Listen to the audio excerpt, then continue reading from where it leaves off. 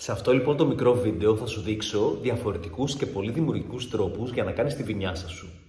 Βινιάσα θα λέγαμε ότι είναι το ενδιάμεσο από το να πας σε μια κατάσταση σε μια άλλη κατάσταση.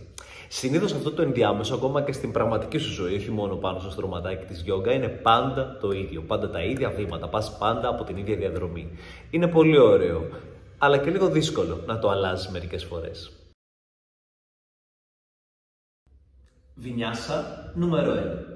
Από τη θέση της σανίδας θα φέρεις τα γόνατα στη γη, θα έρθεις στη θέση του παιδιού, θα πάρεις μια βαθιά εισπνοή και στην εκπνοή θα ανέβεις ψηλά στη θέση του σκύλου. Βινιάσα νούμερο 2. Από τη θέση της σανίδας θα φέρεις τα γόνατα στη γη και θα έρθεις στη θέση της Αναχατάσανα. Από εδώ θα ξαναέρθεις στα 4, θα έρθεις στη σανίδα και θα ανέβεις ψηλά στη θέση του σκύλου. Βινιάσα νούμερο 3.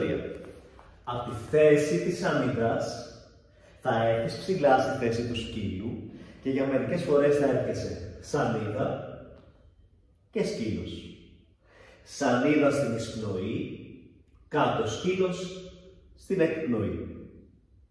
Βινιάσα νούμερο 4.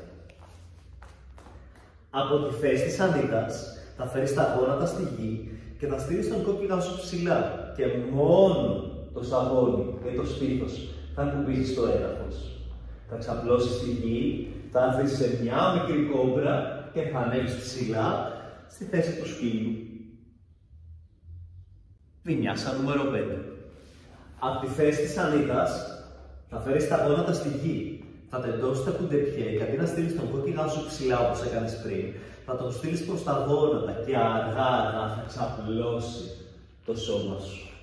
Θα έρθεις σε μια μικρή κόμπρα και θα ανέβεις ψηλά στη θέση του σκύλου. Βινιάσα νούμερο 6. Από τη θέση της σανίδας, τσακουράγια κανονικά, μία μικρή κόμπρα, έρχομαι στη γη, έρχομαι στη σανίδα και ανεβαίνω πάλι ψηλά στη θέση του σκύλου.